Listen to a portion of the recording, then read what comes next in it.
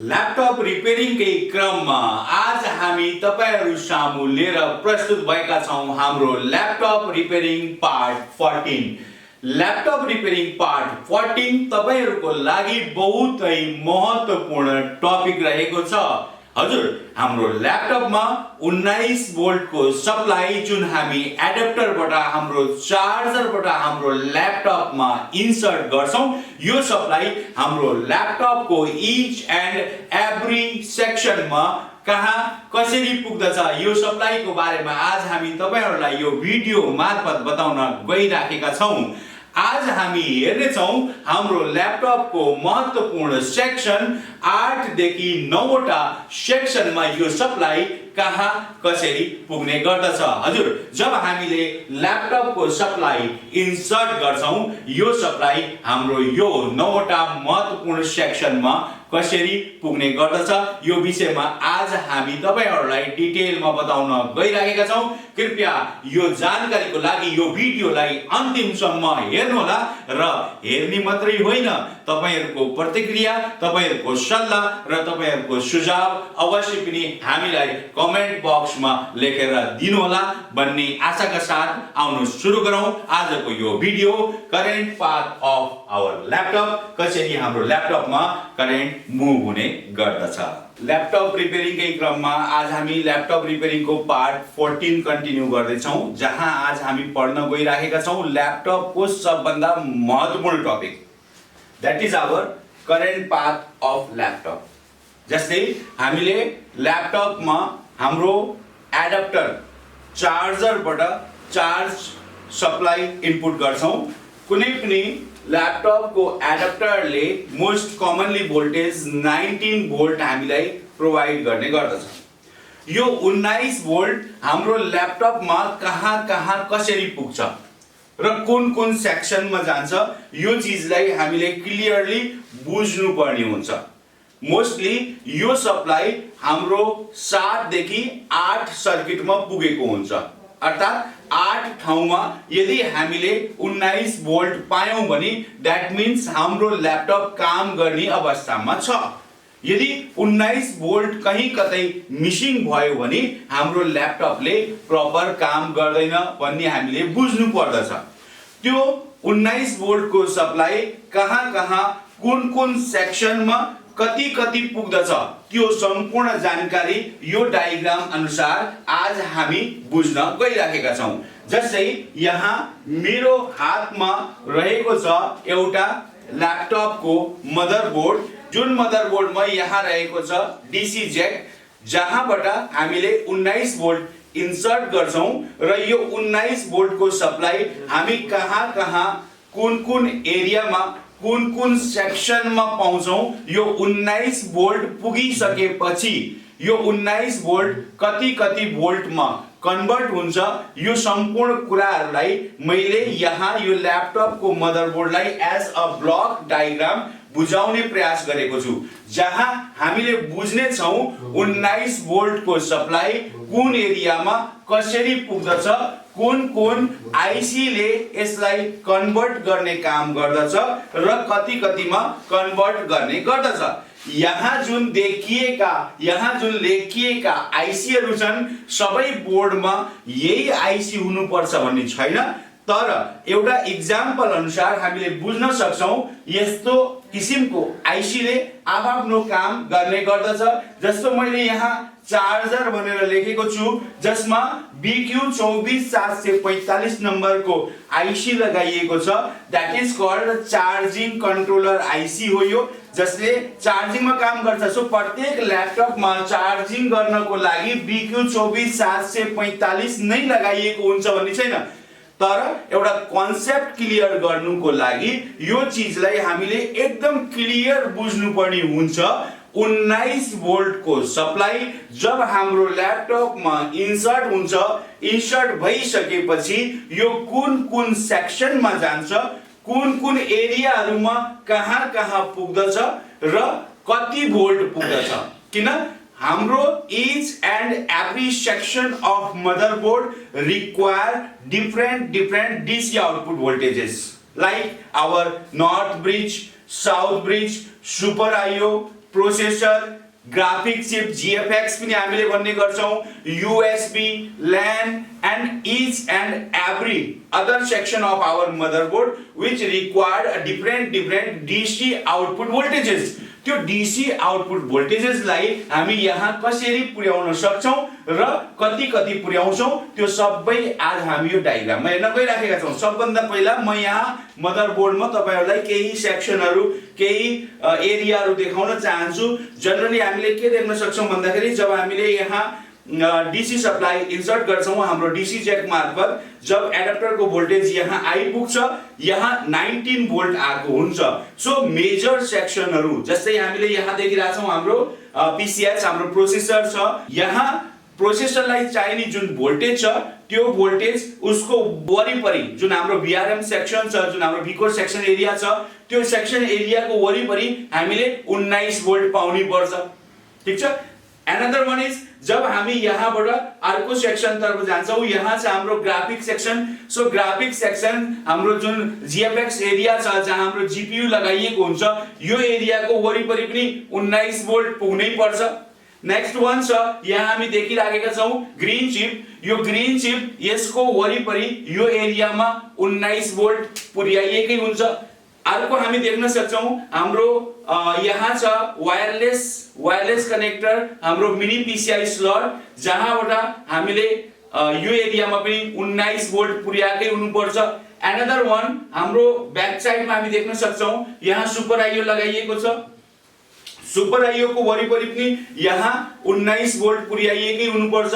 हाम्रो यहाँ USB कनेक्टरहरु छ। सो USB को सप्लाई पुर्याउनुको लागि यहाँ पनि 19 भोल्ट पुर्याइएकै हुन्छ।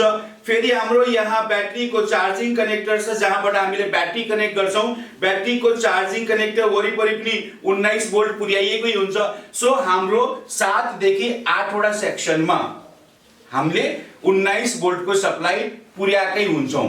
यो सप्लाई कसरी पुग्दछ आज हामी यो डायग्राममा बुझ्ने प्रयास गर्दै छौं र यो डायग्राम हामीले क्लियरली बुझिसकेपछि सर्वप्रथम यदि हामीले हाम्रो ल्यापटपको मदरबोर्डमा सप्लाई चेक गर्नु पर्यो भने हामी यही मेजर सेक्सनहरुमा हामीले सप्लाई भोल्टेज चेक गर्ने गर्दछौं।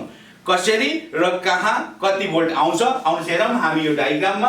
सर्वप्रथम जब हामीले ल्यापटपको 19 भोल्ट इन्सर्ट गर्छौं, यो 19 भोल्ट सबभन्दा पहिला जब एडाप्टरबाट हाम्रो ल्यापटपमा इन्सर्ट हुन्छ मेन पावर सप्लाई भोल्टेज, यो सप्लाई भोल्टेज यहाँबाट दुई ठाउँमा डिवाइड हुन्छ।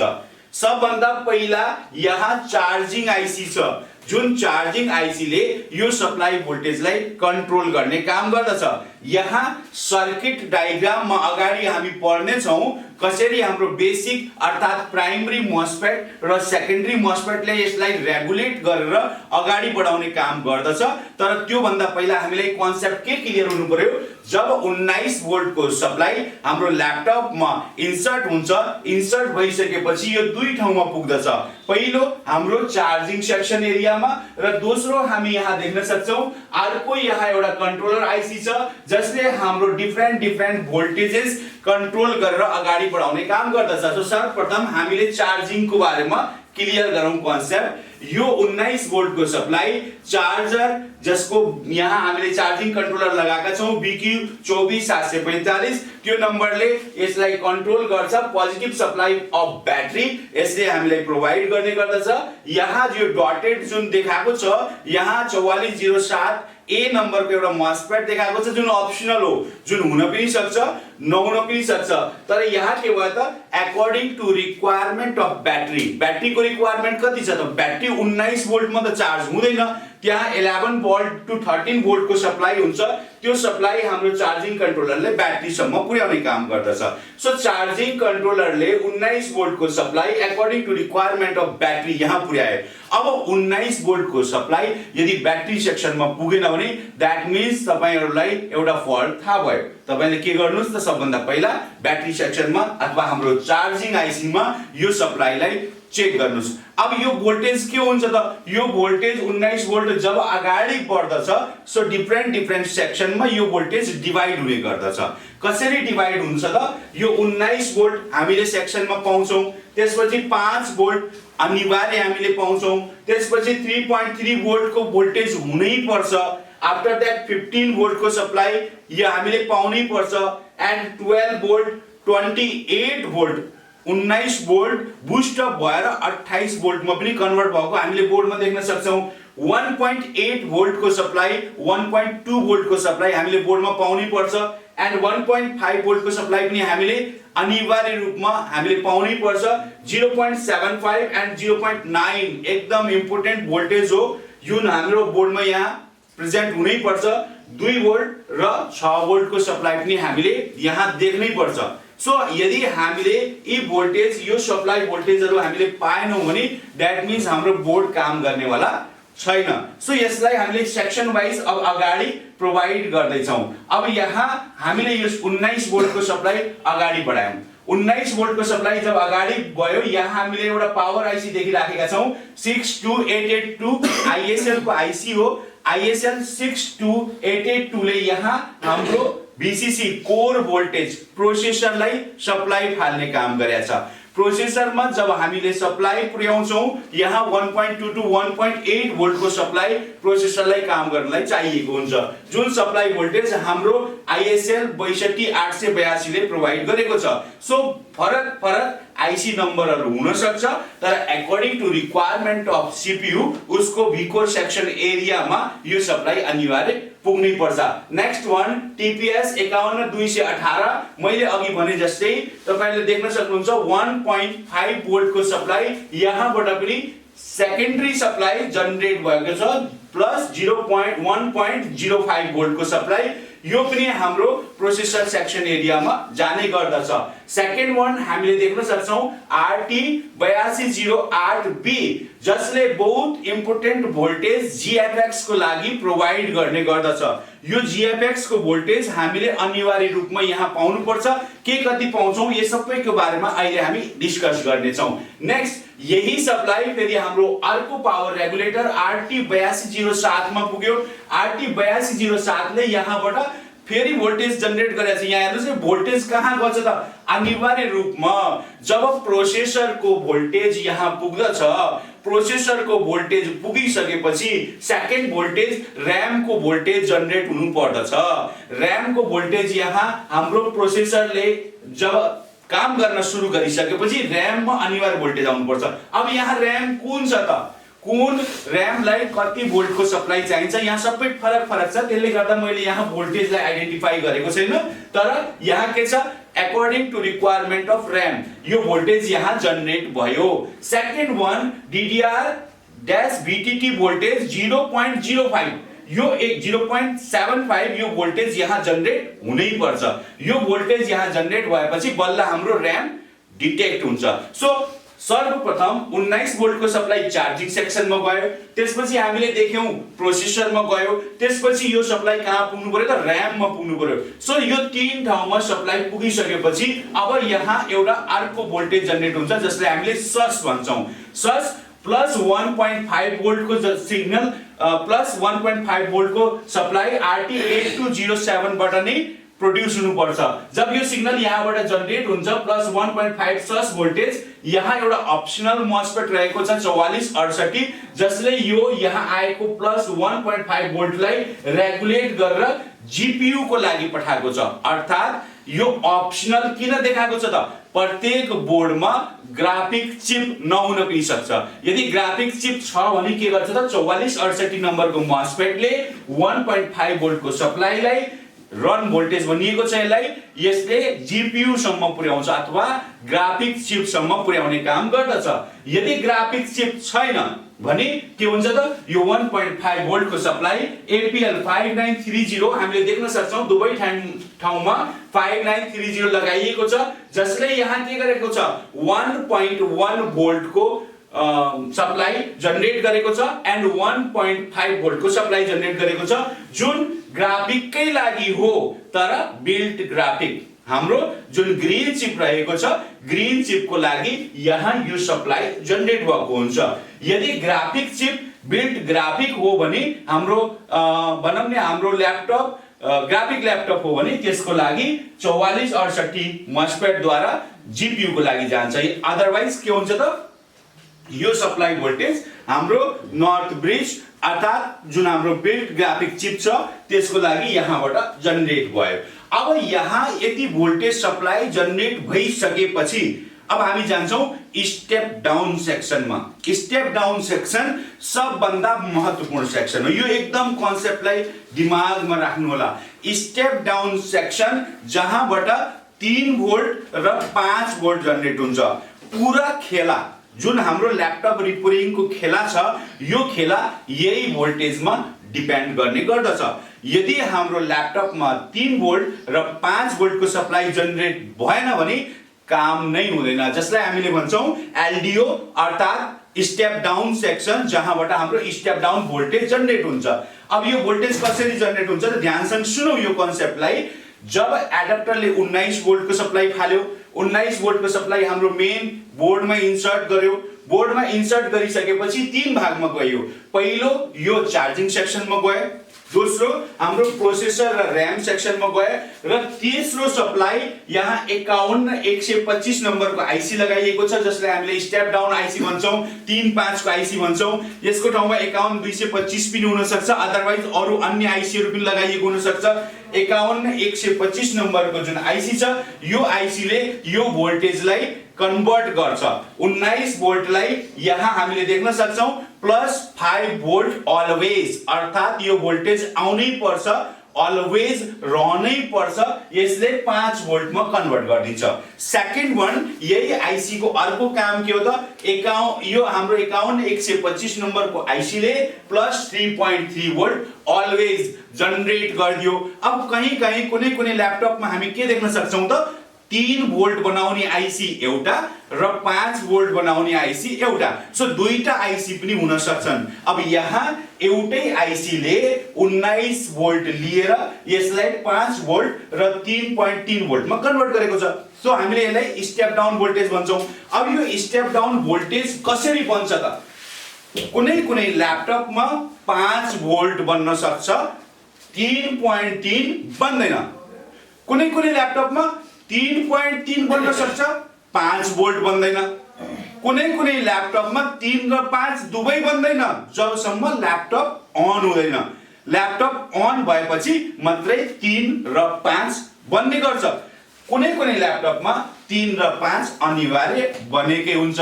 सो 4 किसिमले यसलाई तपाईहरुले चेक गर्नुपर्ने हुन्छ। फर्स्ट तपाईको सप्लाई जान बित्तिकै 5 भोल्ट अलवेज र 3.3 भोल्ट अलवेज बनेकै हुन्छ। सेकेन्ड कुनै केसमा मात्र 5 भोल्ट बनेको हुन्छ, 3.3 भोल्ट बन्दैन। थर्ड कुनै केसमा 5 भोल्ट बन्दैन, 3.3 भोल्ट बन्छ। कुनै केसमा 4, 5 र 3.3 दुवै बन्दैन जबसम्म बोर्ड अन हुँदैन। सो यो चीजलाई हामीले स्पेशली चेक गर्नुपर्ने हुन्छ, तर यो दुईटा भोल्टेज नआइकिन कुनै पनि सिग्नल जनरेट हुँदैन। त्यही भएर यो दुईटा भोल्टेज आउनै पर्छ, जसलाई अब यहाँ रेगुलेट गरेर डिफरेन्ट सेक्सनमा पठाइएको छ। कहाँ जान्छ त यो 3-5 को सप्लाई? यो सप्लाईलाई एकपटक हामी चेक गरौँ। यो 3-5 को सप्लाई जब रेगुलेट भयो, स्टेप डाउन मा यो कन्भर्ट भयो, कन्भर्ट भएपछि यहाँ यो मैले फेरि भने यो जुन डटेड मार्क मैले यहाँ इन्डिकेट गरेको छु यो डटेड मार्क अप्सनल हो। यो हुन पनि सक्छ, नहुन पनि सक्छ, तर त्यसको तल दिएको सिग्नल एकदम अनिवार्य रूपमा आउनै पर्छ, उपस्थित हुनै पर्छ, अदरवाइज ल्यापटपले काम गर्दैन। अब यहाँ हेरौँ हामीले 547 को आईसी लगाछौं, यो +5 भोल्ट कहाँ जनरेट भयो त यूएसबी मा। अब यो चीजलाई तपाईले ल्यापटपमा हेर्न सक्नुहुन्छ। ल्यापटपमा माउस लगाउनुस् बत्ती बल्छ, चाहे ल्यापटप अफ को अवस्थामा किन नहोस्। सो दैट मीन त्यो केसमा हामी के भन्न सक्छौं त 5 भोल्ट को सप्लाई जनरेट हुन्छ। अर्को ल्यापटपमा माउस लगाउनुस् बत्ती बल्दैन, दैट मिन हुन सक्छ 5 भोल्ट बनेकै छैन कि। सो दैट मिन 5 भोल्ट कुन अवस्थामा बन्छ, कस्तो अवस्थामा बन्छ, मैले अघि बताए अनुसार तपाईले 4 प्रकारले यसलाई चेक गर्नुपर्ने हुन्छ। सो पहिलो सप्लाई कहाँ गयो त, plus 5 volt USB 1 USB 2 USB 3 USB 4 यसै USB 2.0 USB 3.0 सबैको लागि कति भोल्ट बन्ने भयो त, 5 भोल्ट बन्ने भयो। सेकेन्ड वान रन को सप्लाई छ, रन को सप्लाई यो 5 भोल्ट अनिवार्य आउनै पर्छ। अब यो रन को सप्लाई जुन सिग्नल छ यसलाई हामी अगाडि टपिकमा डिस्कस गर्ने छौं, सम्पूर्ण सिग्नलहरुमा कि यो सिग्नलहरुले कहाँ कहाँ काम गर्छ। तपाईले रन यहाँ मात्रै देख्नुहुन्न, यो रन धेरै ठाउँमा तपाईहरुले देख्न सक्नुहुन्छ। यो रन एउटा सिग्नल हो र कहाँ कुन कुन सेक्सनमा कुन कुन एरियामा रनिङ पोजिसनमा पुग्दछ यसको बारेमा हामी अगाडि सर्किट डायग्राममा डिस्कस गर्ने छौं। अर्को तपाईले फेरि देख्न सक्नुहुन्छ 5 भोल्ट को सप्लाई फेरि जनरेट भएको छ USB 2 को लागि।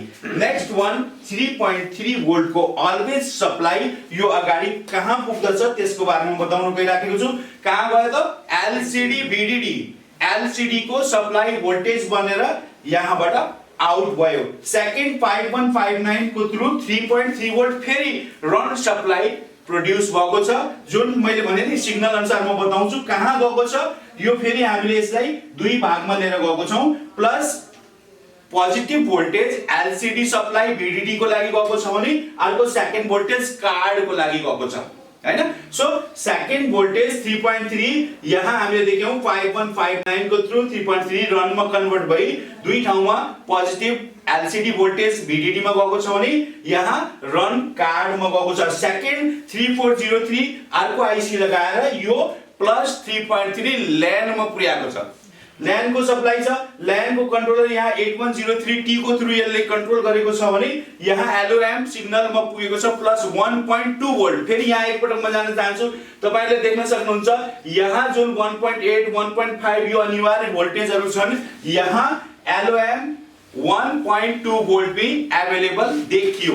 अर्को भोल्टेज पनि हामीले यहाँ देख्न सक्छौं। यो सम्पूर्ण भोल्टेजहरु आफ्नो सेक्सनमा आफ्नो एरियामा अनिवार्य रूपमा आकै हुनुपर्छ। हामीले यहाँ 1.2 पनि लेख्नु पर्छ। 1.2 भोल्ट को सप्लाई आएन भने यो सेक्सनले हाम्रो काम गर्दैन। सेकेन्ड वान 5930 को थ्रु फेरि प्लस 1.8 भोल्ट को सप्लाई जुन हामीले यहाँ देख्न सक्छौं। 1.8 भोल्ट को सप्लाई रन को थ्रु यहाँ फेरि अगाडि एज अ सिग्नल कन्भर्ट भएर हामीले पायौं। नेक्स्ट वान प्लस 1.8 भोल्ट को सप्लाई केही डिले आएको छ, अर्थात केही समय पश्चात मात्रै यो पुग्ने गर्दछ। अब यो सेक्सनहरुमा हामीले यो सप्लाईहरुलाई डिफरेन्ट सेक्सनहरुमा डिफरेन्ट भोल्टेज हामीले पाउन सक्छौं, तर मेजर तिनीहरुको वरिपरिको जुन एरिया छ, तिनीहरु सेक्सनको जुन रेगुलेटर छ, उनीहरुको जुन मॉसफेट छ, उनीहरुको जुन प्रोटेक्सन सर्किट छ, त्यहाँ सबभन्दा पहिला हामीले 19 भोल्ट पाउनु पर्छ। अर्थात तपाईले के गर्नु पर्यो त, तपाईले ती सेक्सनको वरिपरि पहिला 19 भोल्ट आएको छ कि छैन भन्ने चेक गर्नु पर्यो। यहाँ मसँग अर्को मदरबोर्ड पनि रहेको छ। अब यो अर्को मदरबोर्डमा पनि हामीले यहाँ देख्न सक्छौं डीसी चेक, जहाँबाट 19 भोल्ट को सप्लाई पुग्ने गर्दछ। यहाँ पहिला अघि हामीले चेक गरेको मदरबोर्ड लिनोभो को मदरबोर्ड थियो भने अहिले हाम्रो हातमा रहेको बोर्ड HP को मदरबोर्ड छ। सो लिनोभो होस् अथवा HP जुनसुकै बोर्डमा 19 भोल्ट को सप्लाई इन्सर्ट भइसकेपछि यो according to our block diagram यो सेक्सनहरुमा यो सप्लाईहरुलाई हामीले पाउनै पर्छ। एन्ड जब यो सप्लाई यहाँ आएको हुन्छ, यो सप्लाई यहाँबाट आफ्नो सेक्सनमा कन्भर्ट भई according to requirement of this section त्यही अनुसार त्यो भोल्टेज यहाँ पुग्नु पर्छ, बल्ल यसले यहाँ अगाडि काम गर्दछ। अब यहाँ म फेरि यो सेक्सनमा आए, जस्तै हामीले भन्यौ अघि ल्यान मा पुगेको छ, VDD LCD मा पुगेको छ, USB मा पुगेको छ भने हामी देख्न सक्छौं यो सप्लाई कनेक्टरहरु जुन हाम्रो यहाँ सिग्नल कनेक्टरहरु छ, यी सबै कनेक्टरहरु त्यसको कन्ट्रोलरहरु बोर्डमा रहेको आईसीहरुमा यहाँ पुग्ने गर्दछ। फेरि हाम्रो यहाँ CPU सेक्सन एरिया रहेको छ, जहाँ हामीले त्यसको वरिपरि हामी देख्न सक्छौं त्यसको VRM सेक्सन, जहाँ 19 भोल्ट सप्लाई प्रस्तुत हुन्छ। हामीले यहाँ साउथ ब्रिज देख्न सक्छौं, हाम्रो ग्रीन चिपको वरिपरि यसको अगाडि पनि हामी फिल्टर सेक्सन उसको एरिया देख्न सक्छौं जहाँ 19 भोल्ट पुगेको हुन्छ। फेरि हामी यहाँ वाइफाई को वरिपरि हामी यहाँ पनि देख्न सक्छौं ब्याट्री चार्जिङ कनेक्टर छ, यहाँ पनि हामी देख्न सक्छौं मेन हाम्रो डीसी सप्लाई यहाँबाट इन्सर्ट भएको छ, यहाँ पनि हामी देख्न सक्छौं यसको वरिपरि पनि रहेको छ एलसीडी कनेक्टर रहेको छ। एलसीडी कनेक्टरको वरिपरि पनि अघि पनि हामीले यहाँ देख्यौं यहाँ हाम्रो एलसीडी को लागि पनि सप्लाई जनरेट भएको छ, त्यो सप्लाई यहाँ पनि जनरेट हुन्छ। सुपर आईओ रहेको छ, सुपर आईओ को वरिपरि यो सप्लाई जनरेट हुन्छ। यहाँ ल्यान कन्ट्रोलर रहेको छ, ल्यान को वरिपरि यो सप्लाई जनरेट हुन्छ। सो हामीले सर्वप्रथम के गर्नुपर्ने हुन्छ त, हामीले हाम्रो हातमा मदरबोर्ड आइसकेपछि सर्वप्रथम हामीले यो सप्लाई यहाँ पुगेको छ कि छैन भन्ने जानकारी सबभन्दा पहिला लिनुपर्छ। 1 2 यो सप्लाई यदि यो हाम्रो 7 देखि 8 ठाउँमा पुगेको छ भने त्यसपश्चात हामीले प्रत्येक सेक्सनलाई 1 बाइ 1 चेक गर्नुपर्ने हुन्छ।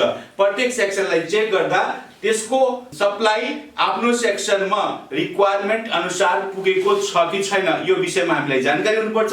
जब हामीले यदि सबै चेक गरिसकेपछि यस पश्चात बल्ल हामी सिग्नल ट्रेसिङ तिर जानुपर्छ।